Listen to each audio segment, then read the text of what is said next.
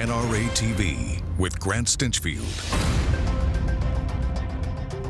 Well, good morning, folks. I'm Chuck Holton, sitting in for Grant Stinchfield for one more day. Happy Friday to you. As always, there's a lot to cover today, including Israel and Puerto Rico and national sovereignty, and some more from my trip to the People's Republic of California. But this hour, we're going to talk about this mother who took down a criminal to save her kids, and we'll talk car theft with a veteran undercover cop. So this woman in Dallas stepped away from her car to go pay for her gas on Wednesday night, and while she was inside, a thug jumped into her car and tried to steal it.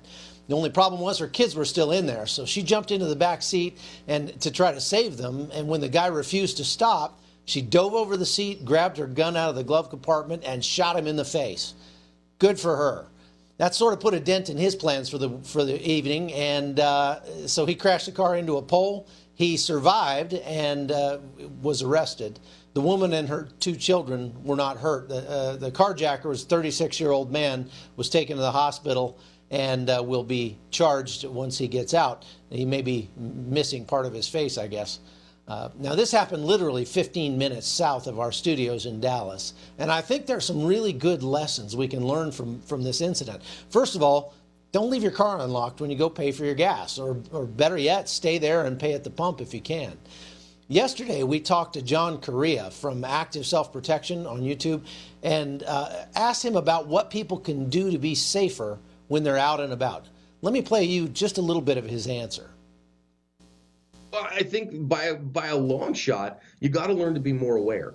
When I see people get in gunfights or get victimized without a gunfight, almost always they walk into a trap. And so that doesn't mean being paranoid, but it does mean being aware of your surrounding. Awareness buys you time. Time buys you options.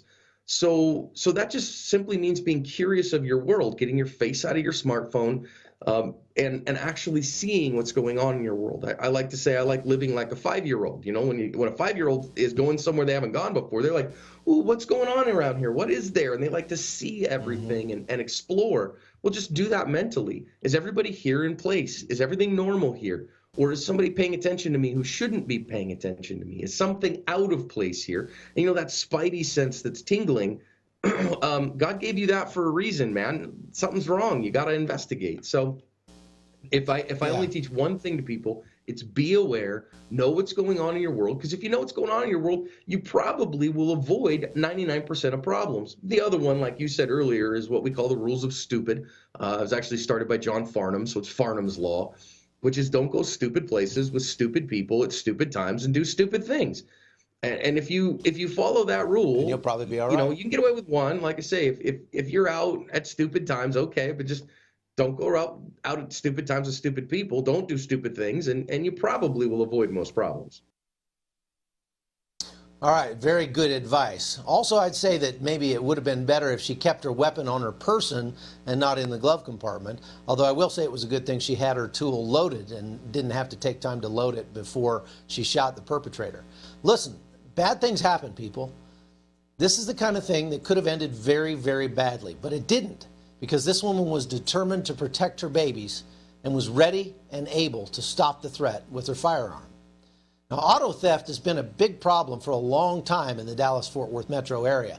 Actually, crime has been decreasing overall, but property crimes like robbery and auto theft still make up 80% of all crime in the Metroplex. Several years ago, we made an episode of our show Frontlines about this issue, and we went on a ride-along with an undercover bait car unit that was using a pretty cool approach to take car thieves off the street and deter would-be criminals in the process. And I'd say we came away with a real education on the level of criminality and depravity that exists in any major metro area. Take a look. The Fort Worth Police Department has a very dynamic anti-vehicle theft unit called the Cobra Task Force. And we're going to go meet them right now at their facility. We're going to take this truck out tonight, and we have a DeWalt air compressor, a lawnmower, and a paint sprayer in the back, and they all have trackers. Yeah, I mean, these things look like junk. People actually steal this stuff? They actually work, and because it looks used, and they actually steal it. I mean, it's very believable. We also have a bag in here that has power tools, and the bag has a tracker. Now, do you leave this thing unlocked? Yes.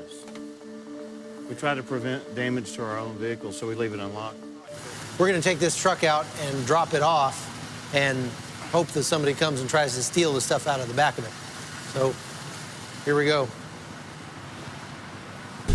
We're going to set this up, giving the vehicle the appearance of being abandoned, and we're going to set it up, put all the props in place, and see if we can't get someone to steal something.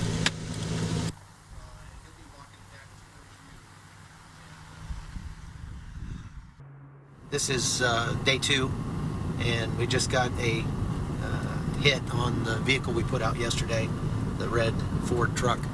So we're kind of rushing over to the site where that truck is. Apparently they didn't take the vehicle, but they took the battery out of the vehicle.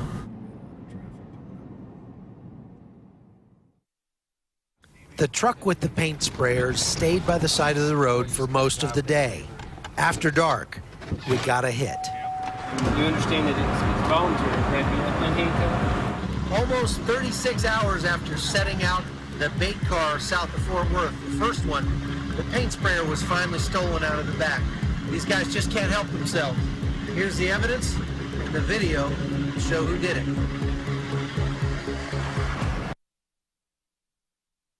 So I actually graduated high school with Joel, the guy you were seeing there in that piece, in South Fort Worth, Texas. And so Joel made good. He stuck around Fort Worth and became a police officer and an undercover agent, spent his entire career catching bad guys and making the city a little bit safer. He's still doing that today. And Joel's here with us today.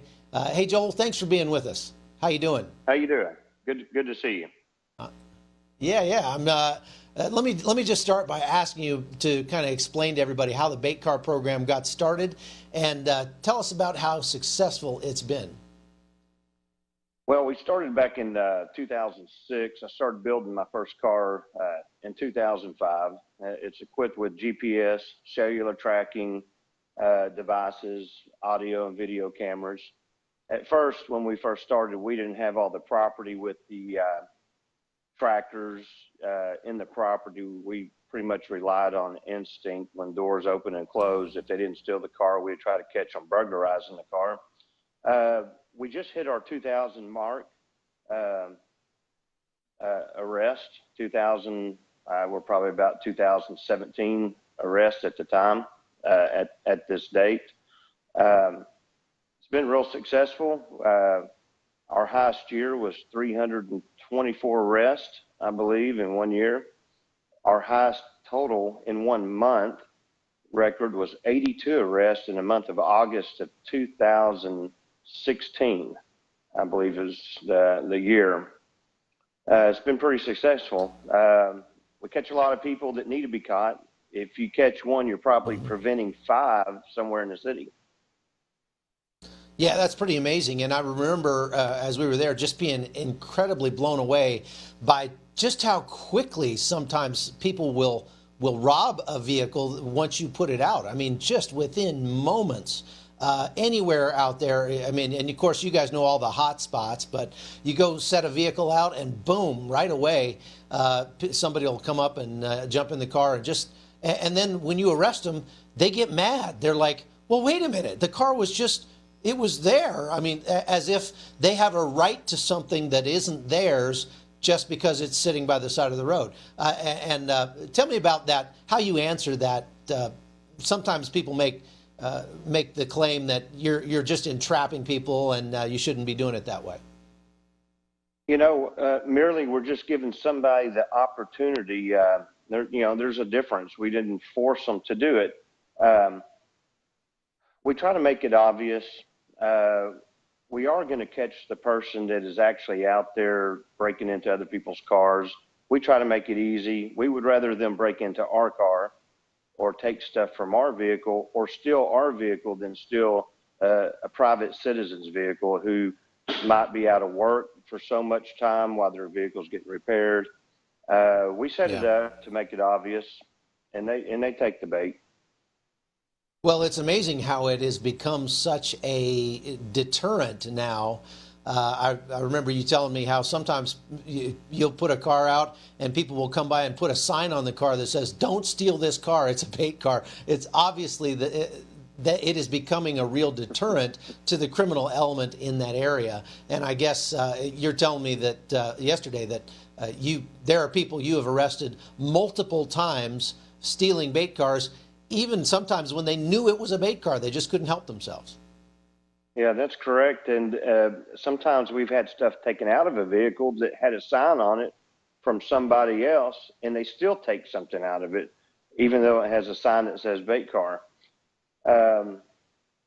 We get a lot of multiple offenders, and it's really up to the district attorney to do something about it. And usually, if we can get a good upgrade on them on a charge with prior convictions, then it helps out a lot. If not, I still have job security in our city. Burglary of vehicles is the biggest property crime in our city. I remember when we were there, everybody that you arrested while we were riding with you guys was a multiple, offender. It wasn't their first time. I don't recall you getting anybody that had never done anything like that before.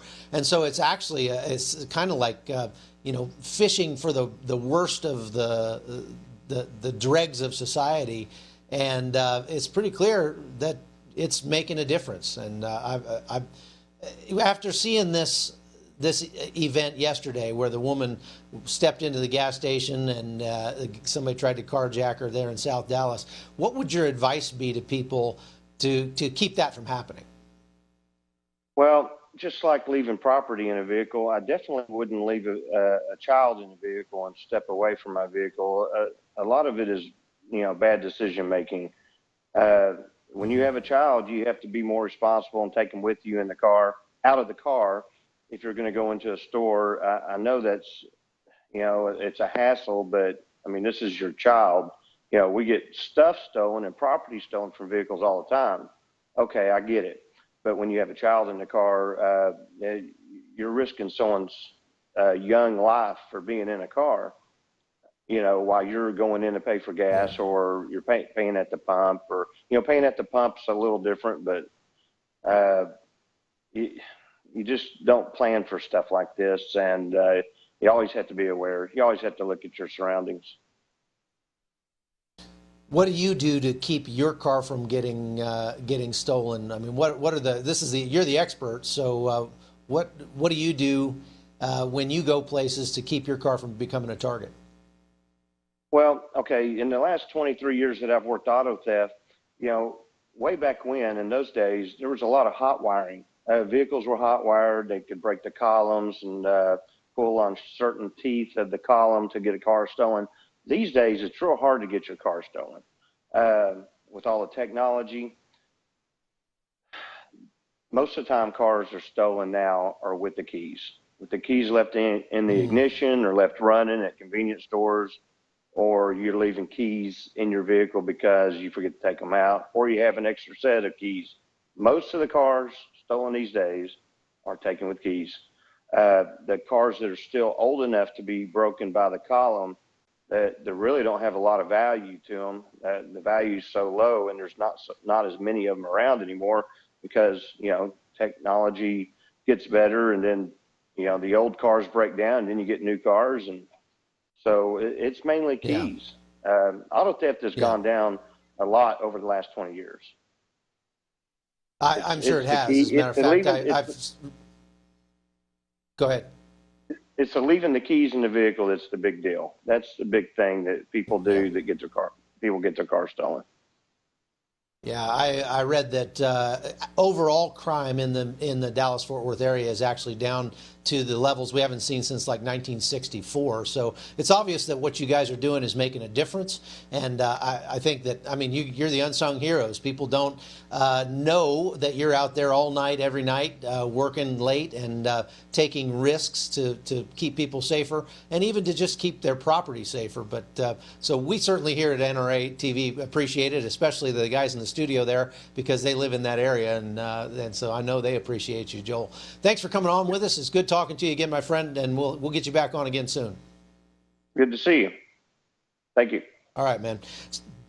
So it's pretty clear you just shouldn't take things that aren't yours. And I think the thing that really blew me away, because I guess I grew up going to Sunday school and learning that you just don't take things that don't belong to you. But so many of the people that got arrested there I talked to were, I'd say, don't you know that it's wrong? I mean, it's wrong for you to take things. And they'd go, oh, well, yeah, you know, and it's like to them, it's just a game. And they really don't have any conscience to stop them from doing horrible things to other people. And that's the reason that we need to be prepared, because there are lots of people like that out there that really don't have any conscience to stop them. And so it's up to you to be able to stop them if it comes to that. Now, Joel sees the dark side of Fort Worth every day, and there are plenty of people out there with no qualms about snatching your vehicle, even with your kids inside. I like that rule of stupid that John Correa brought up. You can avoid lots of trouble if you don't go stupid places at stupid times with stupid people and do stupid things. But even if you don't, sometimes the evil just comes and finds you anyway. That's when your personal preparedness makes a difference.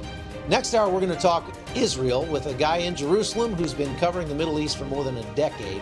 And we're going to try to unpack some of the issues surrounding the United States' biggest ally in the Middle East. So stay tuned for more on NRA TV. I'm Chuck Holt.